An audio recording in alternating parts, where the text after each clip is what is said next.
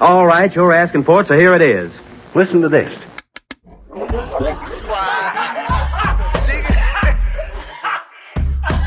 want you fucking laughing at. We partners pod, kid. You understand? We in here drinking, singing, all that shit, dog. We sweating, getting wet, all that. All right, welcome to the 146th. Welcome to the 100. No, nigga, 146th is hard to do. Like, it's mad syllables. It is. It's a sixth. You know what I mean? All right, here we go. Welcome to the 146th episode of the Drinking Partners podcast. Yes, this is let me tell you something. This is by far the toughest episode to pick an athlete for. Yeah. And all of the athletes are white. Like, there's no black person that's ever wore number 46. I had to choose between Aaron Baines, who none of y'all know about. He's a power forward backup for the Boston Celtics this year. The only reason I care about him is because he's about that life. Like, he be out there trying to fight and shit. He the goon? Yeah, he the goon. And fuck the Boston Celtics because they're our biggest rivals in the East. But I'm going to go with Andy Pettitte, the great pitcher from the New York Yankees, because, well, you always got to choose a Yankee, because they be winning a lot. But fuck the Yankees because they beat us this year, and we thought we was going to go to the World Series. And I actually declared we were going to the World Series on a previous podcast, and we immediately got beaten. Yeah. No, I remember that whole thing. Y'all guys were living high, man. We were. I mean, you know, yeah, y'all were Cleveland, on a streak we was and living whatnot. well. Yeah, we was feeling it. We was feeling good, and then we've been humbled ever since we've made the playoffs. It's a recurring theme. And, Oh well, okay, shut your motherfucker mouth. Because I could move this podcast forward and never introduce your ass. That could happen. But I am half of the host in tandem, Ed Bailey. I am joined as always with my co-host Dave Bracey. Say what up to the people. What's good with you people? We are the Drinking Partners, and if you're looking for us, you can find us on epicastnetwork.com/partnerspod. You can find us on iTunes, Stitcher, Libsyn, and Google Play under Drinking Partners. You can find us on IG, Twitter, and Facebook at PartnersPod. Pull it together. Pull yourself together. You know, 146 episodes we've been asking you, man. We're going to continue to ask you. Please hop on iTunes, rate and review. That's how we know what we're doing well. That's how we let others know that we're doing well.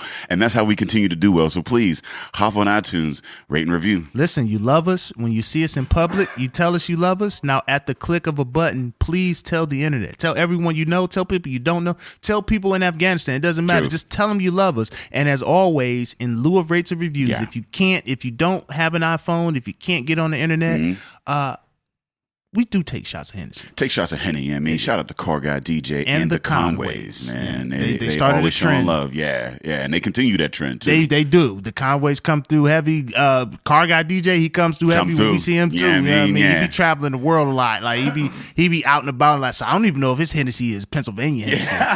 This motherfucking Hennessy's been well traveled. Like, he might be bringing his Hennessy from a different time zone. It's been aged a little bit.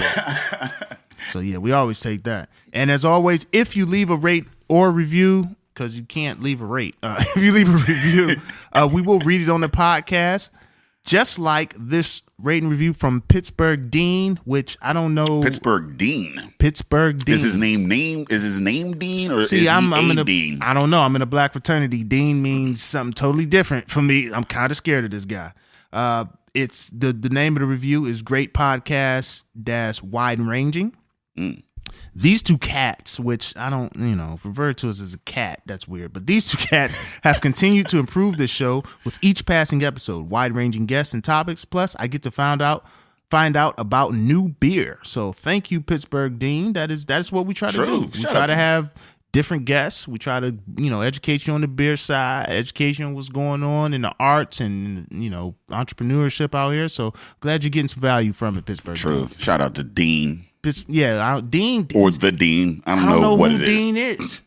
You know I don't what know what your Is it profession Dean is. Kane? What do you do for a living? Yeah. How do you look? I don't know what I Dean. don't know, man. We trying to gauge what our listenership is, basically. Yeah. And if it's just Pittsburgh Dean, I don't know what that means. I don't know, man. But yo, shout us out online. I mean, holler us at us, Dean, if you listen to this. He's from Mount Washington. He's from Mount Washington. He sounds like he's from Mount Washington. No matter what it is. Yeah, I mean, whether you're Dean or you are a Dean, you probably are somewhere in Mount Washington. Yeah, that makes sense. Shout out to Dean, for the reviews. Good shit. And we got some things. You have some huge things coming up. So I finally get to announce whatever by the time this come out. I mean, if not, then shit, that might be the last year doing it. But we got first night cracking. We did first night last year. Yes, we did. Opening up Highmark's first night downtown. That's New Year's Eve. This year, we're going to be at the Bier Theater. That'll be 4 shows. That's 1,300 capacity. And, I get to host that this year. We pulled it together in tandem with the Pittsburgh Comedy Festival. So, there will be improv as well as stand-up. And this year, our artists... on the stand-up side are Wally Barham out of New York, very talented young lady, travels, between New York and L.A., had her on the Pittsburgh Comedy Festival earlier this year, and I mean, she had a standing ovation. She opened up the show. She's 19, had a standing ovation at the end of her set. So, I mean, I'm really excited to bring her back out. And then we have a Pittsburgh legend and one of the best in the game, John Evans, is going to be headlining that show. Oh, wow. So, that's first night downtown Highmark, and we will be at the Bier Theater. There will be 4 shows, and, check that out online. I don't have the ticket site on me or whatever, but, I mean, it's first night, so Google that shit. Oh, you'll see it. You'll see You'll see that it's happening. Yeah, I mean, plenty. I mean, so come down and support local comedy. I mean, a shout out to them for, making that investment in local comedy. I mean, giving us that stage. Because last year, we were down at Kappa, which was super dope. I mean, we packed out the house.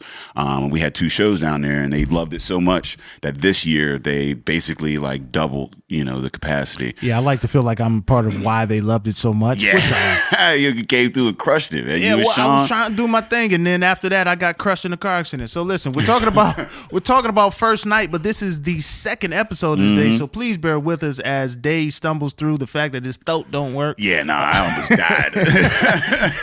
Hey, that's my line. You stealing my shit. Yeah, I mean, it was work. It was hard work. I mean, on the second episode, but we enjoy what we do, man. Yeah, yes, we do, and we actually have the epitome of hard work here because he's been building his own thing on the north side of Pittsburgh with War Streets Brewery. We have Jake Bier in the building. Say what up to the people. How's it going? What's up? I'm always one. I like that short and sweet. What up to the people? And I'm always impressed by the fact that your last name is Bier, and I don't even know if I'm pronouncing that right, but that's where I am with it. You're pronouncing it right. So that led you to this. Yeah, it's in the blood. It is ordained. This is Glad manifest your destiny. name wasn't Jake Murderer. That was up. Be told. What other? That's what we should play all episode. What other last names should Jake have? What other last names were possible for Jake? Jake Mailman. Damn, that what's up. That would, oh man. I mean, I don't know, man. Mailmen. I mean, I guess in the wintertime it ain't too bad, but I mean, mailmen are typically fit people. They got nice insurance. That's also not true. All of those things are not true. They ain't fit. Well, the insurance maybe they're not necessarily fit. You got a fat mailman that drop off. You gotta understand. Both of my parents have worked for the post office for 30 plus years, and I've driven around. These mailmen aren't fit all the time. All right, these mailmen and mailwomen are not fit all the motherfucking time. They walking from their truck to the car, coming to your front door, and they ain't doing no high steps or nothing. They ain't got no Nike dry fit gear on. They got some weird ass button up with these weird. It's just a terrible outfit. Can we start a petition to improve the postal outfit? I don't even want these motherfuckers walking to my door wearing the shorts with the stripe on the side. Weird ass tuxedo shorts. Man, look, if you gonna give me my mail, especially now that they doing it on Sundays and shit, I don't give a fuck what you look like. To be honest, I mean, make sure I get my mail and you I ain't give digging a in fuck that what shit, you look like. You know? You don't look like anybody should be visiting my house. I'm sorry.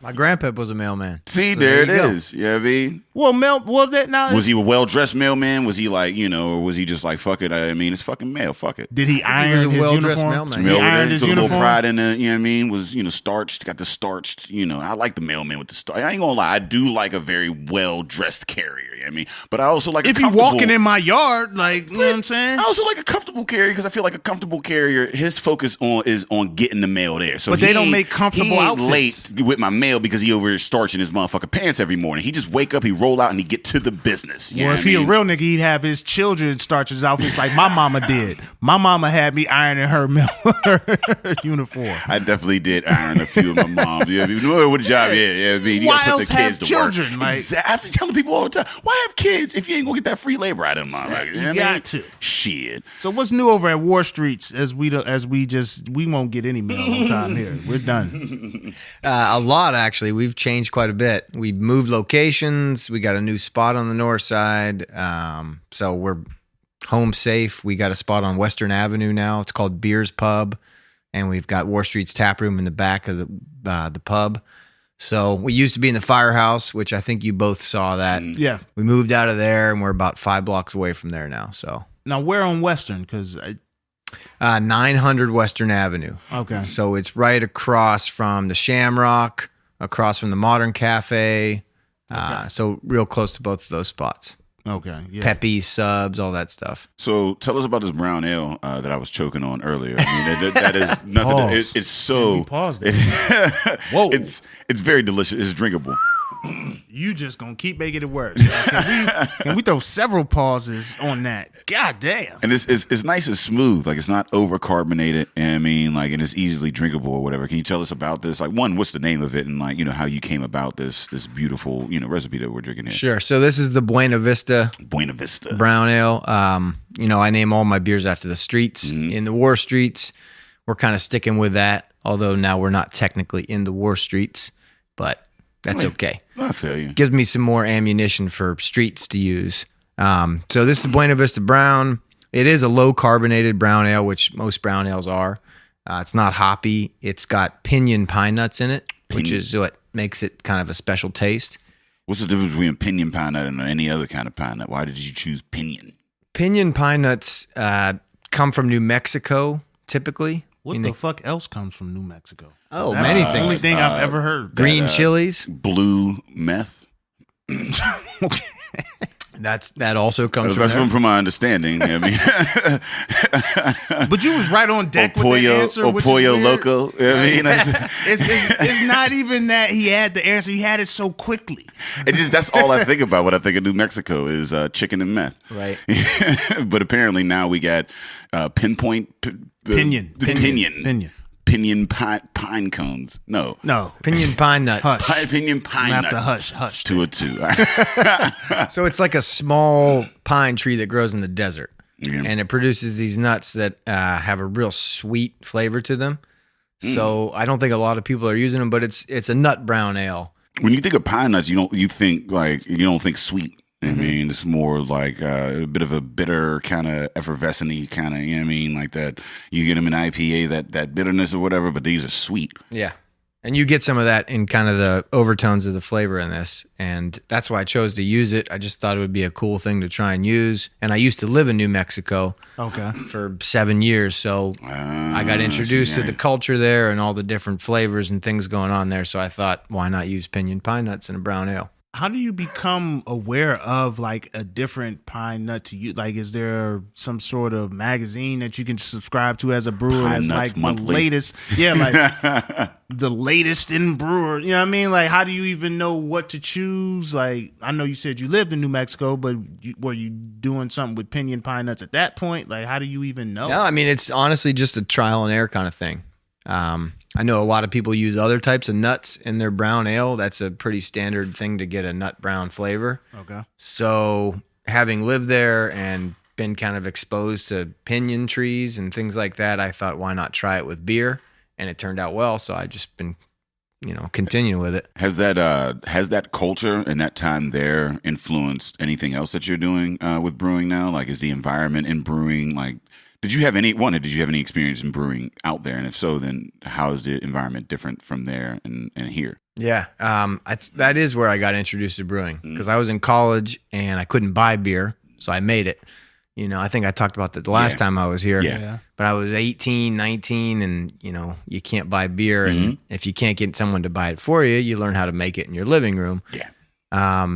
And I got introduced to craft beer out there. That's where I saw a lot of the West Coast style breweries. Second Street Brewery, shout out to them in Santa Fe. That's probably my favorite brewery that I've been to. And that's what really got me into this stuff. So what is the style out there? Like, what is a West Coast style brewery and how does it differ from like East Coast or whatever? Like, what are the, how are the scenes different that you've noticed? Because, I mean, you clearly have experience in both, like East Coast, West Coast. Yeah, well, I mean, you can't call Santa Fe the West Coast because it's in the middle of the desert. Well, yeah, I guess. But is it I did say Midwest that. or South or It's Southwest. Southwest? Southwest. Yeah, shout out to Southwest Airlines. It's very comfortable. There we go. Yeah. I guess they're different because This is the second episode. I don't know what the fuck they gonna be talking about. I have no idea. I don't know. Just when I think of the Southwest, I think comfort, man. Was it comfortable to be out there? Like, was it more laid back, kind of? You know, yeah. It's it's. Cause I feel like the East Coast is more like, man, I gotta go, like stress, and like Southwest, like fuck it, it's hot and. I'll New get there when I get Mexico, there. it's known as the land of mañana, which means the land of tomorrow. So if you don't get it done today, it'll be there tomorrow. Yeah. The land of mañana. Because we also stole New Mexico from Mexico. Like, that's kind of what happened. And they say mañana. So that's kind of fucked up that it be called the land of, like, we're going to steal your land, but you could be in the name a little bit. Like, New Mexico is not new, and it's not Mexico. It's not. That's not anymore. That's wild. Not anymore. It isn't. There's no Southwest America. It's a whole Mexico. But let's move on because we'll get into a whole different conversation. So you said you don't see any differences between the brewing style there and here, or like what type of beers do they like? And I mean, it's a different climate. It's always warm down there. Yeah. It's not always warm. No. No, it's in the Rocky Mountains, so it gets real cold. You get okay. I don't know anything. Snow, about you get that. all kinds of stuff like that. But there's also no water, so that makes it way different to own a brewery in a place where there's not much water. I didn't even think about that. Shit about that. I didn't even think about that. I never attributed the Rocky Mountains to New Mexico. God damn. Yeah.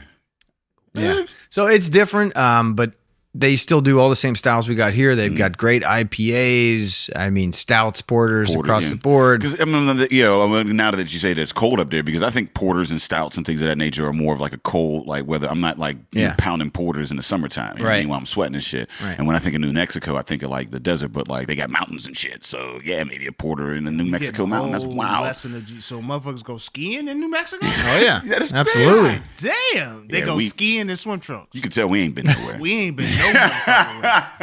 Some of the best skiing in the country, man. Well, again, listen.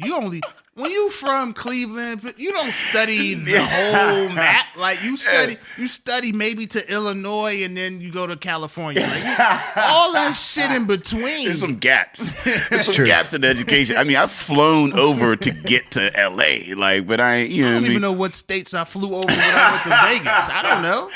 I was in Pittsburgh. They think I know I was in Vegas. That's all I knew. I just saw mountains and shit. Like then the trees just stopped. And I was like, I must be in the Southwest. That's what I think, you know what I mean? But maybe those mountains are part of that shit too. Dope. Yeah, no, I love it out there. I highly recommend you both get out there. Now, brewing out there, is there limitations on the ingredients that you can get, or are they more expensive because they don't necessarily grow there, or do you not have that issue at all? No, I mean, it's the same as here. It's the same as anywhere. It's still in the United States, so they get... We don't think of New Mexico as the United States. Well, it's tough because, like, I mean, not all businesses are like that. I mean, like, we live in a country where, like, I mean, I just can't have weed delivered to my door right now. You know what I mean? Right. So, I feel like supply and demand in various areas in America are different given, but with the brew industry, you can just get it if it's out there. You know what I mean? Is weed legal in New Mexico? It's medicalized, just like it has been here. I heard about somebody just told me they got a card going in Pennsylvania. So I mean, I was choking earlier in this podcast. There's audio. I got plenty of ailments to choose from. There's audio evidence that I got lung issues. So I'm going to see my doctor here. So many ailments. Give me the card. I gotta be prime candidate for the card. You got to. I think I gotta be A1 eligible. Like credit. I got an 800 medical marijuana credit score. Like 850 on that. What you need? I got them all. You can get it all. You get oils, lotions, chips. What you need, bro? True. So what is this? What is this next brew that you brought here for us? I'm bullshitting. No. Oh, no, you good. We're going to talk about That's what this show's all about, right? Oh, we are the I'm over here sipping slow like I got wine. This motherfucker done move. He done blazed through the brown ale. I feel like, why Jake, how's Jake more prepared than you? He's been here. He knew. I was here on the Junior Seau epised 55. The Junior Seau episode. I appreciate the fact that you remember that. Yeah. I do. Now I know not to use him again. Because that is actually coming up closer here. Because we've been nearly 100 episodes. Literally 90 episodes. Yeah, we've been 9 That's crazy. episodes. Till I got to use Junior Seau again. I won't use him. Might go Joey Porter. Who knows? So the new spot, tell us about it. I mean, what's the environment that you're trying to set? Because I mean, you have all these breweries opening up. I mean, here recently, everybody has different styles and environments and whatnot. What is it that you bring to the table? I mean, like why this as opposed to anything else? Yeah. So it was formerly a bar known as Benjamin's, which was like a burger bar, and I worked there as a bartender while we were trying to get our brewery set up in the firehouse. That didn't pan out. The bar owner wanted to sell it, so I pitched him the idea of me buying it from him and moving the brewery there. He went for it. I bought the bar. So it's got this cozy little vibe to it. We still have a full restaurant there, which kind of differentiates us from a lot of other breweries in the neighborhood. You've got burgers being made in-house. We get brunch on the weekends. We're 2 blocks from Heinz Field. Oh, shit. And I'm making beer in the basement. Do you all get sort of the tailgate crowd too as well? We do. Because on Western, that's like the pit tailgates are right down Western, a little further down, right, towards where you get on the Parkway and things. But I mean, people will walk to beer. Oh yeah, it's great. Beer and burgers. Tailgate growlers. Yeah, you can do tailgate growlers, all that stuff. Yeah, I mean, because they do the tailgates in random parking lots over there, which they're making a killing on the north side. Which, listen, this dude's on the north side selling street parking that don't even own land over there. Right. They went and bought one of them glow-in-the-dark vests, and they just stand out with a $30 parking sign on. They renting on the street, and they like, yo, you can park here for $30, and people pay them. They just standing in a spot. That's all they doing. That's it. Like, listen, if you want to park here, you got to pay me to move. And you don't have to. I don't want to mess up anybody's hustle. Hey, I don't want to hate anybody's hustle. Because what are you gonna do? I'm with the consumer. You don't have to pay this motherfucker. Like, he can't get you towed if you park there. Well, the thing is, he's standing in the parking lot, so you got to either mow him down or you got to go circle the block for another fucking 20 minutes. You know what I mean? So he's got you at a disadvantage because he ain't really breaking the laws. What are you gonna do? Call the cop and then have a got whole warrants. He can't call the police. They gonna ask about his name. They gonna ask for his information. He can't call the police. He got weed in his car. He got shit in his. He can't do nothing about it. Hey, man, shit, the motherfucker tell me, like, me personally, I'm the driving type. You know what I mean? I walk far as fuck for a spot. But, I mean, if you got the money and shit, the time, shit, well, I'll take that $30 to get you to get out of this space and get this motherfucker. 30 would be a deal. 30 is a deal. I've seen North 50, Shore? 60 down there for parking. They doing 50s. I used to live on Sheffield over there, and I used to be like, damn, why am I not selling these spots? Yeah. I'm just over here, and everybody like, motherfucker tried to sell me a spot in front of my crib. I'm like, nah, bro, you can't run that on me. The lots, the actual like stadiums down there is like $60 to $80. You know what I mean? Like 30, and you get a little walk. Like 30, you spend 30, you go down to War Streets. You know what I mean? Get a little growler or whatever, and then just walk down there or whatever. Shit, you still saving a good like $20, $30 from parking in the lot. Yeah, but you come up. It's sounding like a $200 game to go see Pitt get thrashed. I might as well just watch them on CBS at the crib. With my little comfy slippers on, got my old dogs on, got my toes out, you know what I mean? They warm, got the lotion on so they feel moist, and I'm just drinking beer at the crib. I'll go to War Streets, get the beer, and then take it home. And then take it back. Yeah, I like that. Yeah. Well, see, I'm not really an in the game type dude. Like, I don't really go into the game. I'll just tailgate. So I will bring a growler to the parking lot, bullshit, and then go to a bar or chill somewhere. Because I mean, going in and then doing that whole. Sounds like you just like to drink. That's it. I mean, the football is secondary. Like, yeah, like, I don't even watch the game. Just like the football, I'd rather watch. Honestly, like now, college games are a little different, but like especially NFL games, I'd rather watch the NFL game like on a TV at a bar somewhere, or like, you know what I mean, like at home, because I'm not sitting there during all the downtime where they're just kind of like standing around and water boys and dumb shit like that. There's instant replays and shit going on. Like, people are talking. There's a whole in this environment. I'm not just sitting here all cold as fuck, drunk, and I'm like mad because I didn't drink enough halfway through the game, and now I got to spend like $18 on a fucking IPA. It's more clear on TV. I get to see everything. Yeah. I see the grass stains. I see the mesh of the jersey. I see all of this shit watching it on TV. Whereas if I'm on the field, there's some dude standing in front of me who's too fucking tall to have seats that aren't in the back of the stadium. Like, bro, you 6'7". You can't stand up and cheer. You got to stay seated. You got to stay seated, bro. You too fucking tall. Truth. We went on a tangent. I'm sorry. Yeah, we do that at times on the second cast. What's the second episode? You know you were here for Junior Say Out. You already know how we are. I know how it goes. Yeah. And then you brought all this beer. But I caught up to y'all. So we can go to the second beer. All right. Catch up to y'all. So I brought some fall beers. First one was the brown. This one is the Samsonia Smoked Porter. Samsonia. I want to talk to Samsonia. Samsonia Smoke. That's a street in That's the Pittsburgh. street. Samsonia Way. Samsonia Way. So what is this?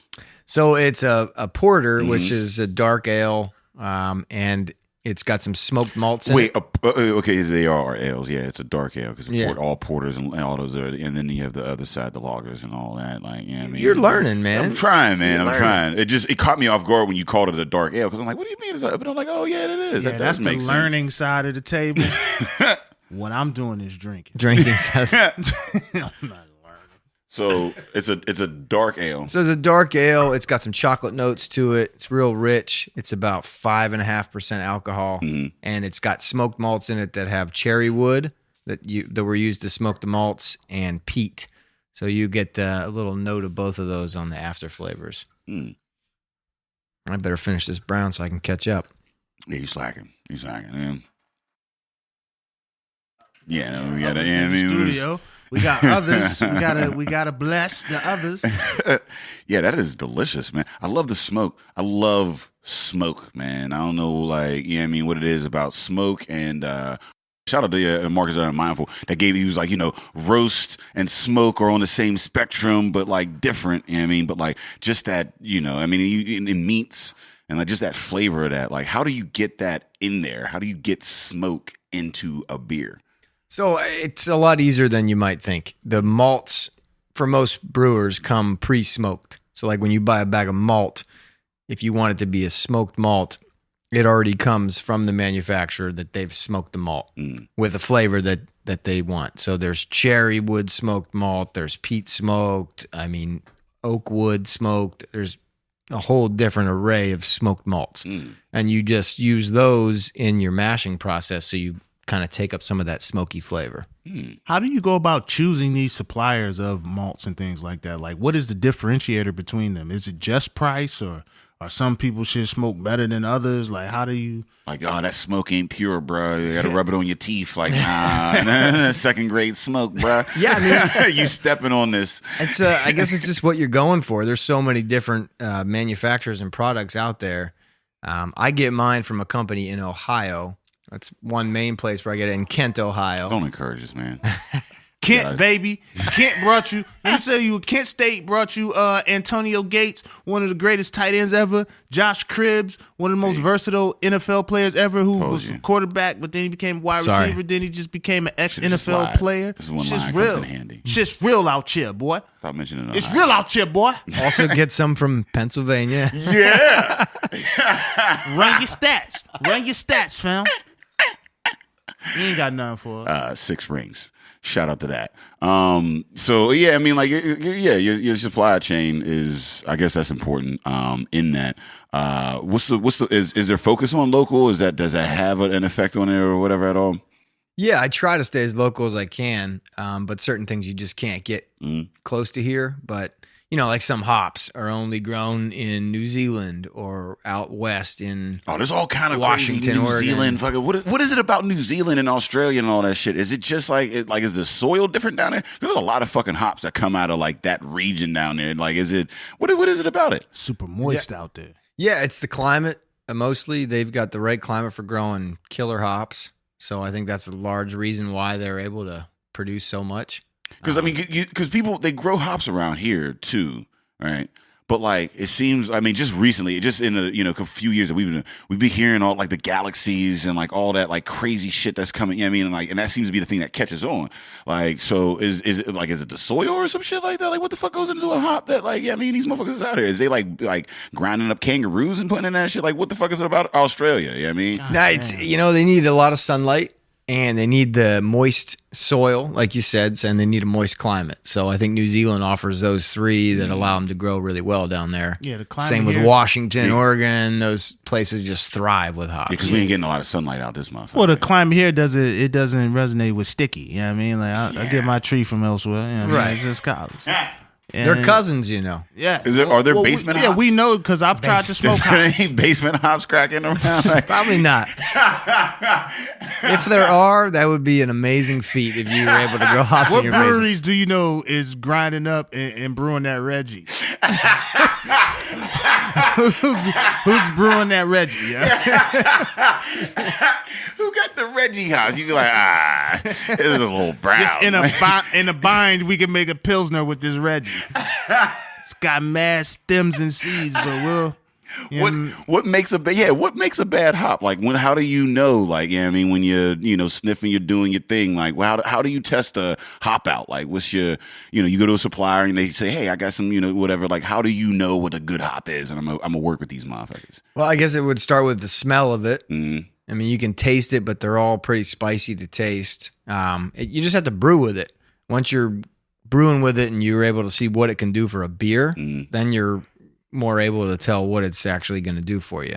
So when you if you're looking for you'll brew with it first and then go bulk with a carrier or something like that? Exactly. Do like a trial process, see what it's going to give you, see what flavor profiles, and then make a big decision if you want to use it. So when you're talking to distributors, they give you a sample and then they let you do that, and then you be like, all right, I'm coming back.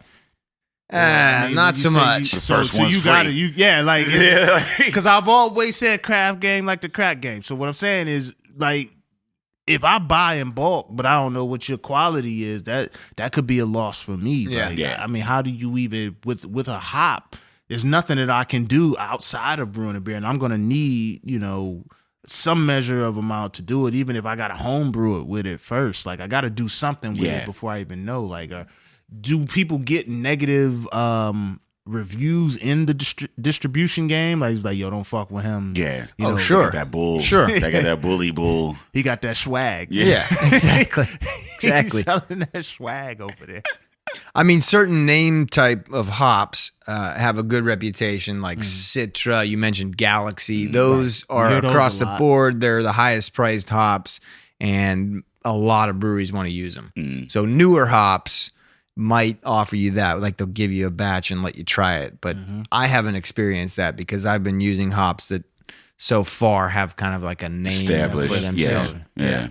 And when you brew that, are you brewing at home, just like a small batch, or are you actually brewing like that? Because I know various breweries, depending upon the size, have various ways of testing out new brews. Like some just, like with Trogs, they have a whole testing thing or whatever. Some just kind of do a little one-off here, and they're just especially smaller breweries, they're just I'm gonna brew this, and if it either is gonna go well or whatever, but we're just balls in. You know what I mean? So how do you test that out? Good question. It's kind of the same way. My brewery is so small right now, it's very low risk. I'm not making 1,000 gallons of something, so if I fuck it up, it's not going to be the end of the world. Yeah. I'm only making about 70 gallons at a time, so I'm just going for it. It's a lot of gallons, man. It's a lot of gallons, but if you're looking at Trogs or some other huge brewery, 70 gallons is nothing to them. Well, yeah, I mean, they have the whole system of this is our experimental section. This is where people go and play. But 70 gallons, man, goddamn, that's a lot of liquid. It got to be drank. Somebody's drinking that shit. Yeah, if I make a Hopefully. 70-gallon something and it's just an experiment, I'm gonna be mad if your hop ain't right. Yeah, I mean, I get mad when I cook dinner and I maybe overcook it a little bit and then nobody wants it, and then I'm just sitting there just eating all these if I motherfuckers. cook it, don't nobody want it. Fuck y'all. What you mean? There's motherfuckers out here that ain't got shit to eat. I don't give a damn if you like it or not. Eat this shit. Yeah. Well, and that's kind of the same point. If nobody else was to drink it and I messed it up and I taste it and say, oh, this is a messed up batch or it didn't turn out the way I wanted it, I'm probably still going to drink it. Yeah, you'll drink it. You're not going to serve it. Right. That's what I'm saying. When I fuck up a meal, I'm like, you know what? I understand why you don't like it, so I'm going to just take the punishment and I'm going to eat the burnt wing. Yeah, you know I mean? I'm going to eat the bad one. There's still alcohol in it. Yeah. We ain't throwing it out. We just ain't going to serve it, But like you said, you're a small batch, so you have that kind of freedom and flexibility that, it's not going to put you under if you did that. Whereas, like I said, there's some breweries that are so large that, if they brewed in that whatever tank that they have, that might be an issue if it came out bad. Sure. So that kind of limits the experimental side of things. Right. Which is why a lot of breweries have what's called a pilot system. So they'll have their main brewery, which is where they do the stuff that they've already got dialed in and figured out. And then their pilot batch is like, a 30-gallon batch or something like that they're going to experiment with, see what's going to work, see what isn't. And then if they mess that up, it's not as big of a deal. How often do you tweak with recipes, like existing recipes, but maybe you'll tweak it? And if you have an existing recipe, are you doing the full 70? Or you like, all right, I'm going to try it with 30 and then I'm going to make a change, do another 30 to see how that is, and then I'll go to the 70. Like, how does that work with a small batch? Yeah, I mean, so where I'm at right now, I've got two systems. I've got the 70-gallon system and I've got a 15-gallon system. Oh, that's for you at the crib. Yeah, well, it's at the brewery, but it's cool. It's at the crib. It's cool. You ain't got a lot of me. Legally, it's at the pub. Okay, all right. I'm sorry. I didn't want to indict you. Yeah, it's at the pub. So, I will kind of mess with the 15-gallon system, tweak something from there, see how it turns out, and then dial it into the larger system so that I can make a bigger batch of it.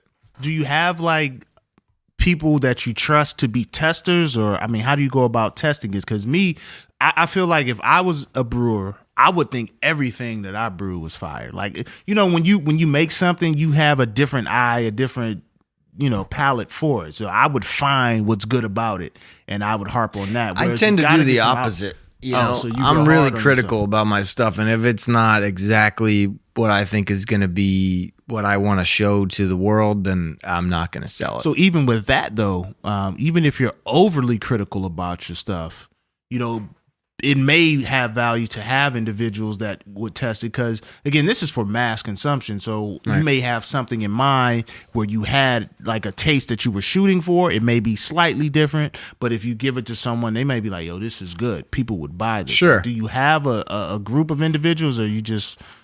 Yeah, I do. Show up at parties with growlers and new shit, like, yo, I brought some new shit, exclusive. Yeah, no, I've got a good staff on board that likes beer and knows good beer. My girlfriend is a good beer taster. My dad, so both of them are able to give me feedback. You gotta have a lady in there somewhere. A lady that likes beer and knows beer is huge. Women gonna give you that real. Right. They gonna give you the real on your shit you produce. And she's real with it. This is good, but nah, it wasn't as good as that last one. Yeah, exactly. Damn, I thought this shit was fire. Nah. Yeah. That's a little bitter. You can do better. You can do better. I believe in you. Yeah, you ever have a woman compliment you and dish you in the same? you be feeling good, then feel negative. Like, damn, I don't know if you liked it or not. Compliment sandwich. Yeah. Oh, you know what? I really love the fact that you brew beer. This is shit, but you know what? You have potential. You're like, wait, which one? So how do you feel about this? True. Yeah. So, what are some of your influences? Like, getting into beer, the flavors that you've crafted thus far, and moving forward, where do you draw your influences from? So we were talking about New Mexico. Mm-hmm. That's probably where it all started. Where I started getting into craft beer out, in the Southwest, and going to California and such, and seeing, what they were doing out there is really what turned me on to doing this full time, and devoting my life to trying to make beer. But going forward, I like what everybody's doing here in Pennsylvania and on the East Coast. It's just they're stepping up the game, so to speak, and really making it a competition in some light. Like, we're all trying to make better beer, and if every brewery in Pittsburgh is making better beer day by day, we're all gonna be better at our jobs from that. Yeah, right? yeah. I mean, that's that's any industry that you're in. If you're working with people, if you're in an industry that is breeding competition, even if it's friendly. And that's the thing that we've noticed, and we said it time and again on the podcast, is that like there's that friendly competition within the beer industry where like everybody knows that like when one is successful, it helps with other folks. Like you can go to a brewery and ask, hey, what other good breweries around here? And they'll let you know. You know what I mean? Like you go to a fucking BP gas station and be like, oh, what other good gas is around this bitch? They ain't telling you that shit. You know what I mean? So it hasn't reached that level of capitalism where like everybody has to like fight in order to, try to get the scrap or whatever. No one's trying to put each other out of business. Yeah. There's enough beer drinkers in this world for us all to exist. Especially in Pittsburgh. Especially in Pittsburgh. A lot of beer. It's honestly the opposite, where we're just all trying to up the game and make it better day by day, and it's a cool thing. You're in the sweet spot where your competition adds to your bottom line, which is a great position to be in. Like if my competition can get someone invested in this community, I'm a part of this community. Now they can try me. That adds to me. That's great. Now, I don't know about BP and how that works. I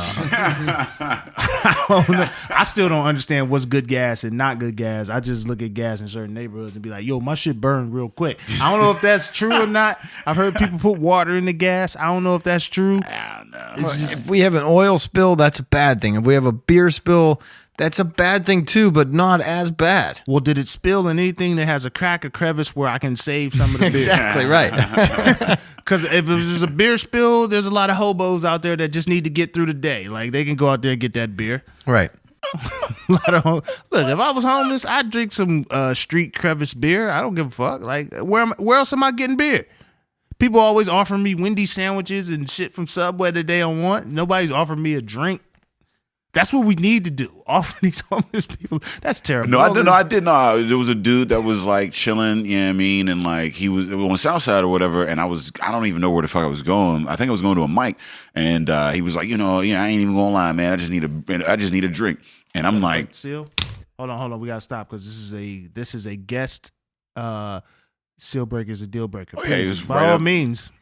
By all means, break the seal. We don't want you to pee on the couch, but a seal breaker is leather, a deal breaker. But we still want to, we ain't seal breaker is a deal breaker. You can keep talking. Yeah, we will. Yeah. Well, I don't know because Dayton broke the seal about 7 times since we've been here today. So, but yeah, no, old dude, he was, he was like, I ain't gonna lie, I just need a drink. And I was like, you know what? Look, I ain't got, like I don't like to carry cash too much. So I just was like, yo, come to the bar. And it was $1 night at a spot, and shit, we had a couple of motherfucking drinks. Because shit. My thing is, if you out here, I don't even know what led your life to this point, but this ain't easy. It could be drinking. It could be drinking. That might be a thing. But you may have been an enabler. Yeah, I might have been, but I like I said, if you out here and it's a tough time, then shit, man, here, have a beer with me. Fuck it. I ain't mad at that. Well, you can have a beer on me. You ain't gonna have a beer with me. Like if I'm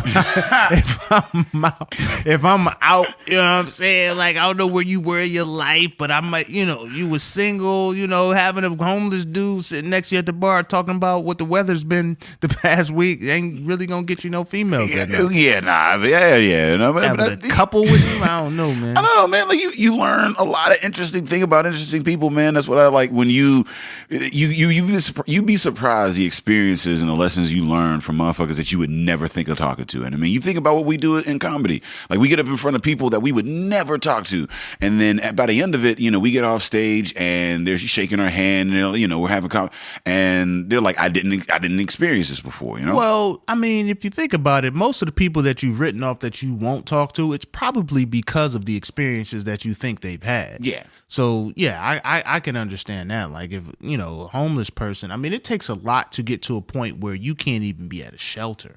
Yeah, like you can't even go to a shelter. So I never judge. I don't know what your background is. I've never bought a homeless person a drink. Nah.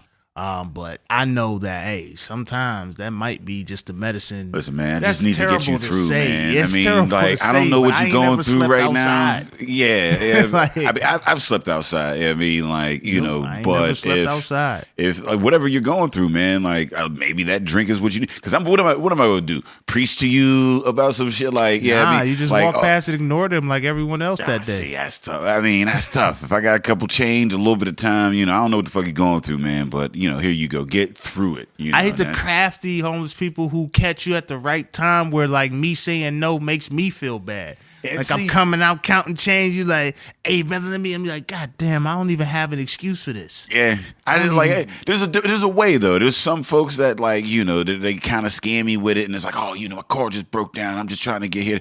This scammy motherfucker. I don't like a motherfucker that scam me. But if you just straight up tell me, look, man, I'm doing bad. I need a drink. You know what? I could respect that. But you're telling me your kids is in a car somewhere and you broke down and this whole thing. What is your life really like? Now I feel like you don't even need what I'm about to get you. I had a dude hit me with the same story 2 days in a row. Yeah. Didn't realize I had seen him the day before. Yup. he hit me with the whole sob story. And the first day, I actually didn't have cash on me. And so I was like, I felt bad because he was talking about he was new in town. Yeah. Anytime somebody tell you they new in town, they probably lying. Like, I'm new in town, this happened, that happened, and all da-da-da-da-da. Then he came the next day, he had a different outfit on and hit me with the same story. And I was like, nah, you told me that yesterday. Yeah. You ain't fixed that yet? Because you definitely took a shower and changed clothes. And the first time you see that is wild as shit because you'd be like, nigga, I felt like what? But yeah. So you get that out of your system. You good? Thank you. I'm ready for more beer. Nice. Y'all don't understand how hard it is. I try not to break the seal. You have been very well. 145 episodes we doing this, man. Very rarely have I seen Ed break the seal, man. So I don't know what the fuck my you shit doing. is shot, man. My kidneys is like, yo, let it go. Curtains. You Yeah, don't need one. yeah. Well, You yeah, got 2 kids, so it's cool. It's You know cool. what I I see enough people peel themselves, so I don't want to do it. Oh, so what do you? I mean, and we've been asking this, reason because like, what's the wave? You know what I mean, like, what's the new wave? You had this this wave of sours and the barrel ages and the New Englands and whatnot. Like, what's the next thing you see in the industry? Yeah, I mean, the latest thing is this hazy IPAs. That We seems to get be that what a lot. Everybody's crazy about. And I honestly, in my mind, I hope that the next wave is getting us back to beers that are simple and real, like Pilsners and lagers. I don't know, maybe that's simple-minded, but I feel like we went through the pumpkin phase, which Fucking pumpkin, man. I really hope Jesus. that's over and I we hope move it is, on. too. Yeah. We went through, a lot of these different phases where we need everything to be so flavorful and punch you in the teeth with everything that you don't taste any of the beer. You just taste hops or you taste pumpkin or chocolate or coffee. Yeah. Let's get back to something that tastes like beer. That's what I'm hoping the next fad is. Tastes like you. Yeah. I don't know if I need to pause that or not. Actually, yes. You know what? Now that I just thought of his last name, that is the most flagrant of pausables that we've had 146 episodes in. God damn. It just seems. Wow. I just need things that taste more like me, No, what we are focusing on is you said it tastes like you. Like, my dude, what? Why would you say? I'm sorry. I'm gonna have to move. I'm gonna figure out a question that takes us totally out of that. But so like, I mean, like, what are some of the? He said it. I ain't even hear me. I just called attention. I think I taste good, but it's all right. You said more things that taste like you. That's what you said. He said more things that taste like me. I don't know. That's me. I just repeated what he said.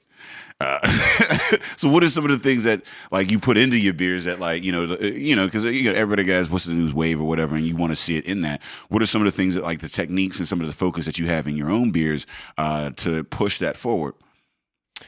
Yeah, I mean, so the beers I'm making, I have got 6 stable beers that I want to get on tap to start with, and I feel like they're all very approachable beers. None of them are going to be too extreme for you to say, wow, that was not what I'm looking for. So like the IPA is going to be an IPA that someone that's been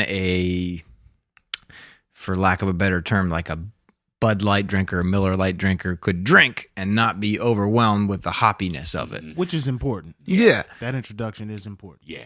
A red ale that's more of an Irish style, that's got a real dry finish to it, that's light and easy to drink. The smoked porter, which you guys are having now, which is dark and rich, but not, overpowering with any of those flavors. Like, it's drinkable. It's like dangerously drinkable. Yeah. The brown ale, same thing. Just things that are approachable and balanced and real and not disguising the flavor of what should be beer, which is 4 ingredients from the baseline: yeast, hops, malt, and water. That's what this all boils down to. No pun intended, is just those 4 ingredients. And if you want to add other things in it, that's great. And I think it adds a lot of things to beer, and it makes the whole experimentation process cool and interesting and allows us to kind of explore what we can do creatively. But at the end of the day, I want a beer that I can sit down and drink, and it's going to be tasteful and easy to drink and easy for me to sit down with friends and talk and drink it.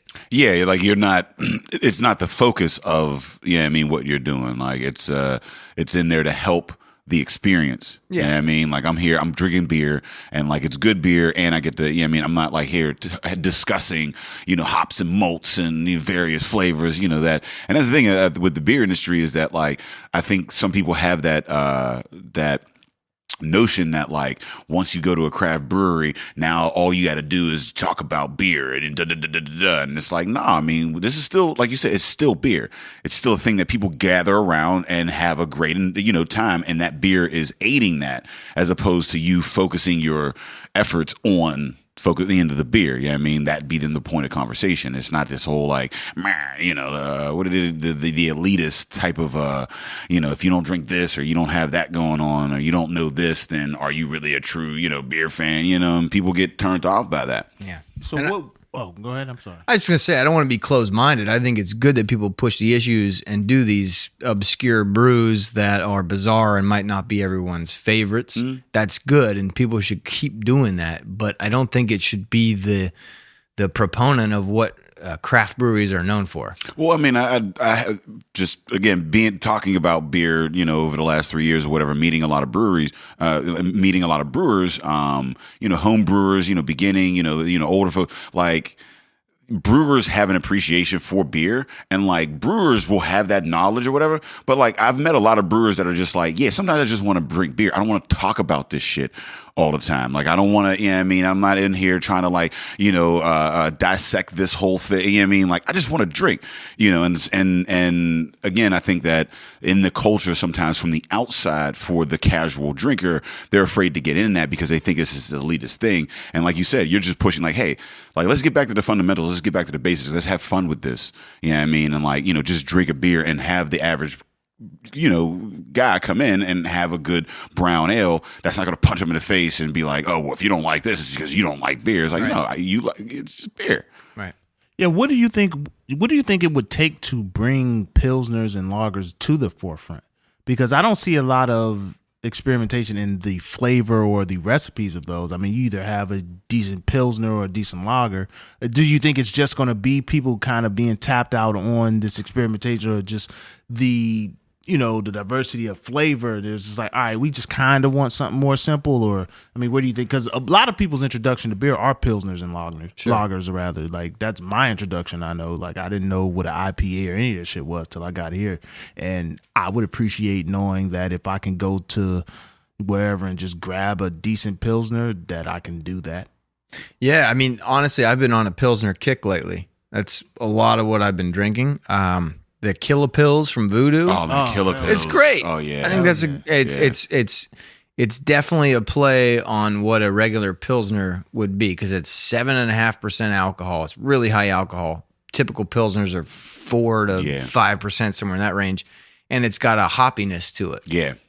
So I think again that's what's going to draw this next wave, is people taking these simple beers, pilsners, lagers, and tweaking them to make them original and creative. That's what's going to push the game to the next level, and show that us as brewers can take these styles and play with them and tweak them and make them creative but still approachable. Yeah, like shout out to Helicon. They do a lot of the German lagers, Trogs with the Sunshine Pils. It's a it's a good flavorful pilsner, and that's the thing is like that's what I noticed is that I'm more of an ale fan. And all of the things that I love were in that. But like you said, Killer Pils was like the first pilsner that I had that I was like, oh, this is actually fucking like this is dope. There's like some flavor in this, and I don't feel like I'm wasting my money, having that. I can enjoy it and kind of get fucked up, as well.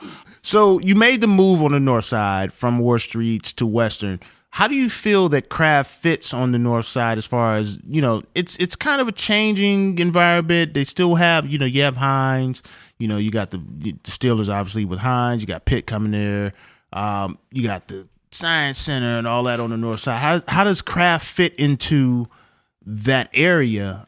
Because craft is a burgeoning scene in the city, Whereas you have some staples on the north side, but I don't know what the demographic is made of, so to speak. Are people walking the streets still? I mean, it's getting later in the year with the weather, not so much. But, you know, do you feel like you add to that local scene? And with craft, we've seen that the breweries have a multitude of different type of events that they throw. Do you think you'll get into that side of things? Or? Yeah, I mean, just think about it like this.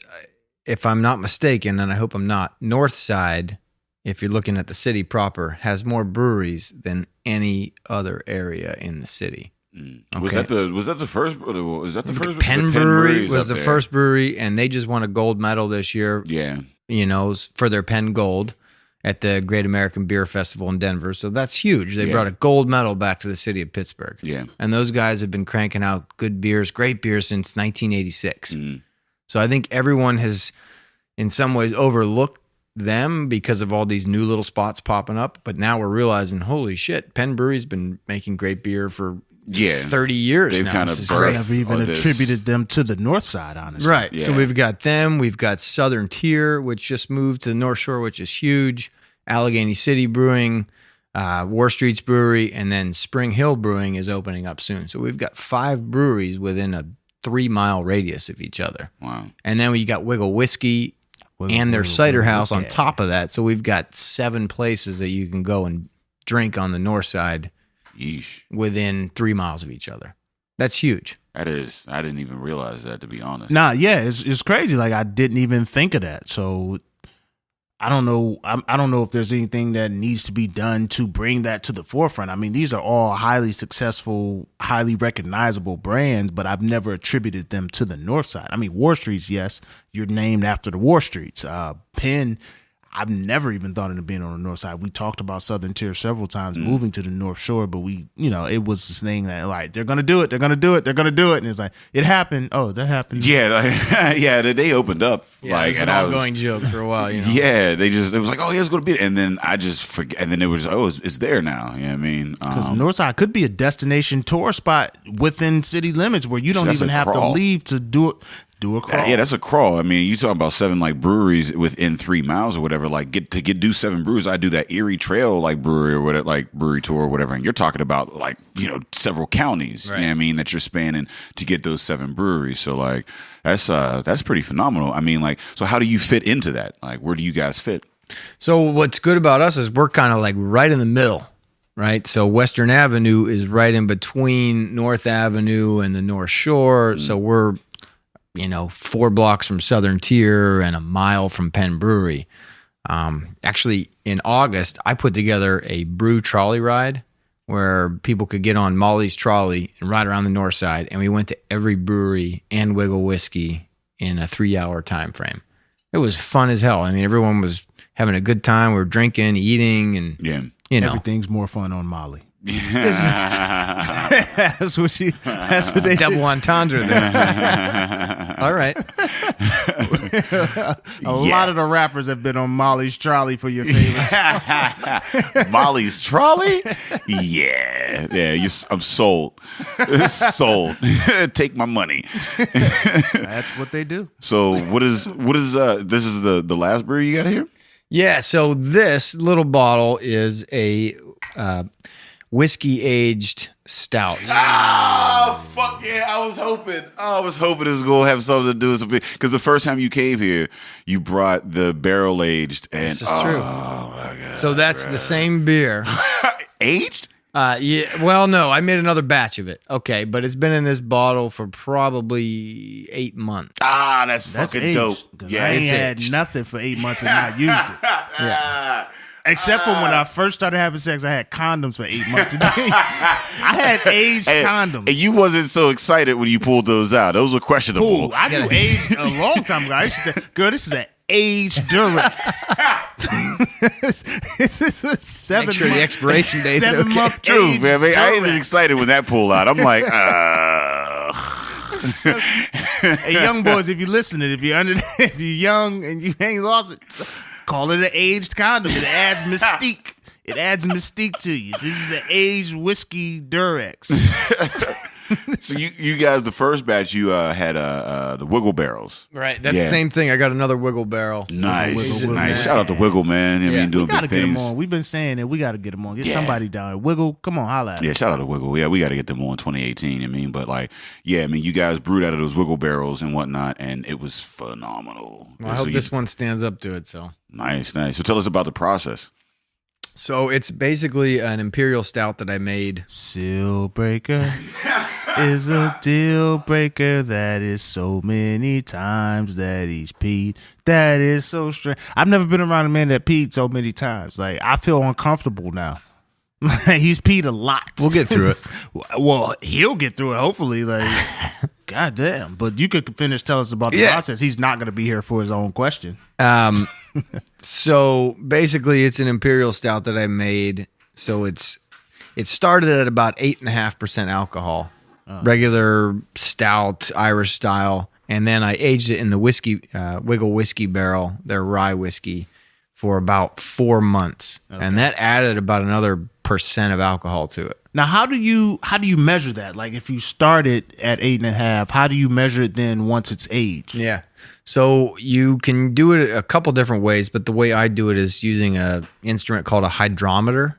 Okay. So you take a sample of the beer and you put it in a flask that's a plastic flask, and then you drop the hydrometer in it. Okay. And it's like this cylindrical glass device that floats.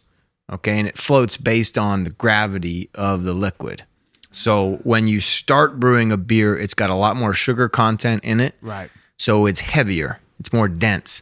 So that hydrometer is going to float at a different level than when it's finished.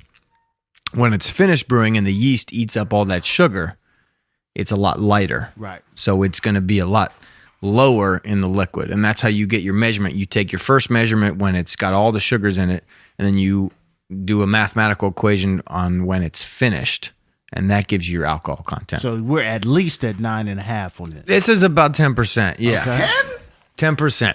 So yeah, it was 8.5 when it went into the barrel. Shake motherfucking beer. When I took it out, I did another measurement on it. It picked up about another %.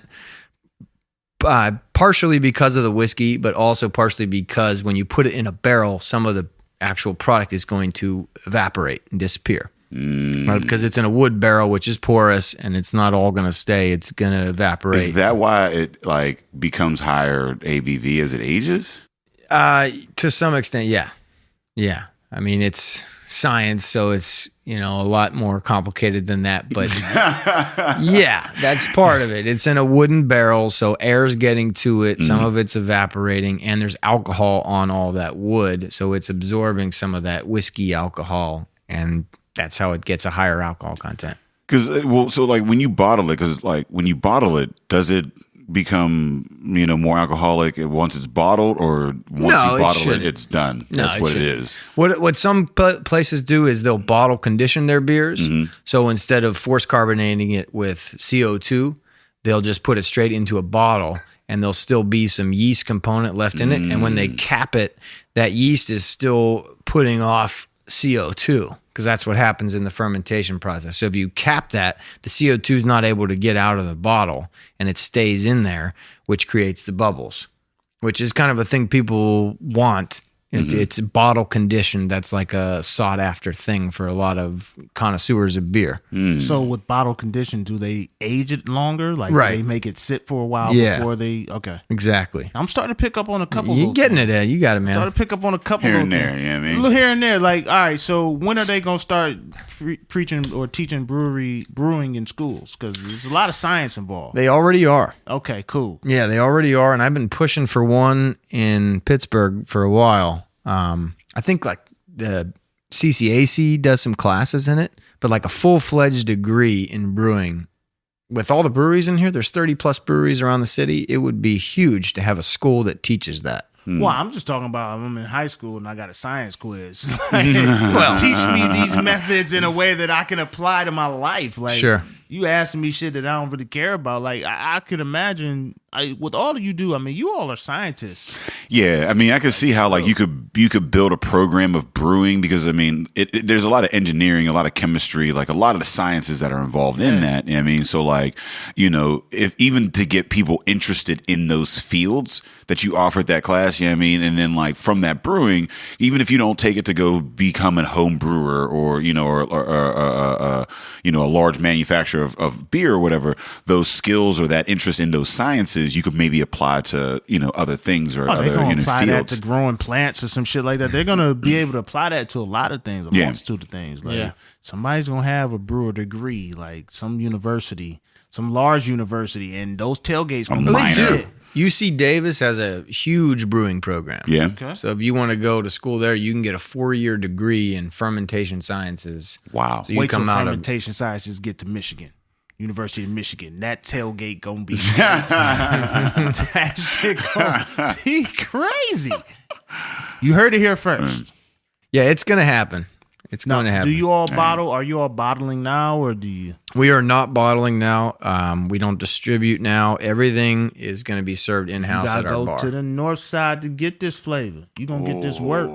Oh. Yeah, so it's real dark. It's chocolatey. It's rich. It's sweet. And it's got a little whiskey aftertone to it. Yeah. 10%. Yeah. This is a dangerous You can get 10. that wiggle on there. There's that It's wiggle a on there. dangerous 10. Yeah. Dangerous 10 because it's easy. Smooth. All 10s are dangerous. Super smooth. In all facets of life, if you meet a 10, it's dangerous. You come encounter with a 10. It may ruin your life. Yeah. Yeah, no, it is super smooth, and it doesn't have that like over like alcoholic kind of like afterburn where you're like breathing it out like a dragon or whatever. Like, I mean, it's dangerous and it's complex, man. Like, I mean, you really get that wiggle in there, like wiggle. What's that? So is this a like a limited thing that you're doing? Yeah, honestly, I probably have another 12-pack left. Wow. I'm not selling it. I'm not even selling that's just, so we got some exclusive. The private reserve. Exclusive. If you wasn't here, you ain't getting none of it. You feel me? Oh, man. Well, shit, man. Sucks to be you. It's great to be us. Thank you. I'm going to try to make it again, but chances are it's never going to turn out the same. But you'll make it better. You caught lightning in a bottle. Yeah, I like that. Make it better. Like once, if you did this, you can do something better than this. It ain't going to come out any worse. Thank you. So you guys are in for something. Y'all in store for some shit. Yeah. For a good friend of mine told me you can't ungrow. Yeah. So I mean, once you've learned. Well, no, when you get old as fuck, you shrink. Yeah, you're right. I mean, they're them fucking, little metacarpal. I don't fucking know what they call them. Well, why'd you start saying it? Because nobody told you to start saying it. You done walked, you done stepped in some shit, and you want us to say, I don't know even where the fuck you was going with that. You brought up backs and shit. I thought you knew a little something. I knew spine, motherfucker. That's a very easy thing to define. You start metacarpal. I thought you was talking about toes and shit. I don't know. No idea. No idea what the fuck I was talking about. Blame it on the whiskey. You heard stout. it. Blame it on the whiskey. I'm just First David time shit. in 146 episodes, Dave Brazy has admitted he did not know what the fuck he was talking about. Fuck I even said. Buzzy, come in here. Can we toast on this? This is a breakthrough. Buzzy, get your ass in here. We got a toast. Dave said he didn't know what the fuck he was talking about. Come on, Buzzy. Get you some of this smooth ass 10%. Oh, Dave Bracy yeah. admitted that he didn't know what he was talking about. We have to toast to this. And he said I taste good too. He did say that Jake tastes good. Now that was weird. Now y'all wilding. Y'all wilding heavy. You said it. He said it. You I just said repeated what he said. You said it. And He then said, I want the defended industry to taste like me. He said it and That's what then he said. defended it. I didn't say it. I just repeated it. No. That was manipulation on Jake's side. Y'all give that's me how a lot of that shit starts. How you get most people to taste you, Jake? Manipulations. I see. You can't. Well, he can't agree to that. Not in the social climate we're in now. I'm outnumbered here, you know. So, tell us where they can find you. Yeah, I mean, you can find me at 900 Western Avenue. I'm there 7 days a week. We're open from 11:30 in the morning until 10 o'clock at night. On the weekends, we're open until 11 o'clock. So you can come in. I'm going to have my beer on tap starting next week. But by the time this airs, we will have beers on. You would have been on tap for several weeks. Right. Nice. So we did a collaboration last week, or 2 weeks ago, I should say, with Penn Brewery. Oh, yeah. Because I couldn't brew enough on my system. So I asked them if I could go over there and brew on their big system. And they're so cool. They said, yeah come on over. So that's collaboration, man. You know, I brought one of my recipes. They did it with me, and they're taking half the beer, and that's how it's going to work. Nice. So it'll be the Pennsylvania Avenue Pale Ale. Pennsylvania Avenue Pale Ale. Where can they find you online? And do you have any events coming up? Yeah, we actually do. Bier's Pub, that's BIERS pub.com. We're doing an event we're going to start doing open mic nights because I want to start getting some music. Well, you should have told me that at the beginning. I'm in there. Yeah, maybe we'll get a comedy night in there so we don't have to do it in the music garage. open mic and we'll come in and do comedy. Yeah, we did that garage, man. That was a lot of fun. It was Pittsburgh fun. Taco truck down there, man. They're slinging they got the. I'll do comedy on a beat. I don't give a fuck. Shit, yeah. We were down in that garage, and it was a hell of a time, man. Yeah. I mean, it was a very intimate environment. Everybody there came to laugh. The food was good. The beer was good, and I mean, it was a hell of a night. So. Oh, yeah, we could definitely do that again. All right, well, let's do that. We will. November 16th, we've got open mic. That's a Thursday night. It's going to be from 6 to 9 p.m. That's going to be the first night we're doing it. You know, with James Street closing, there needs to be more music on the north side. So we're going to try to do more there. Yeah. So the petition didn't work with that? I know they had a petition now. It was trying to... I don't know. Man, that was some bullshit. I mean, shout out to James Street just for everything that they've done for the artistic community in this city. They were an establishment. I myself got a lot of, my first stage time down there. And since then, I got a lot of paid time down there as well. So they aren't just, vulturing the culture. They actually they were an establishment that, cultivated young artists and helped them come in and then offered them opportunities once they were established. So shout out to James Street. Man, it's tough. Yeah, well, we'll get you guys down at the pub. Nice. And we'll do that. And then, we're going to try to do more live music, get some different bands in there throughout the winter. And we're renovating this half of the space, so there'll be a tap room attached to the back half of it. Oh, yeah. Yeah, so there's a lot of stuff to come. First step is getting beers on tap. Second step is making sure everyone's having a good time there. Yes, sir. They let the people know where they can find us so I can finally break this seal. If you're looking for us, you can find us on epicastnetwork.com/partnerspod. You can find us on iTunes, Stitcher, Libsyn, and Google Play under Drinking Partners. You can find us on IG, Twitter, and Facebook at Partnerspod. Hey, listen, we want to thank Jake for coming through. Check out for great things from War Streets coming in the future. I feel like we've come up with the tagline for your brewery. You can just say, get something or get you someone who tastes like me. And look, you put a dash at the end of that quote and put Dave Bracey's name on it. You can add that for free. All right. And he's giving it for free. All right. So, as always, Drinking Partners is the crew. Epicast is the family. And we out here.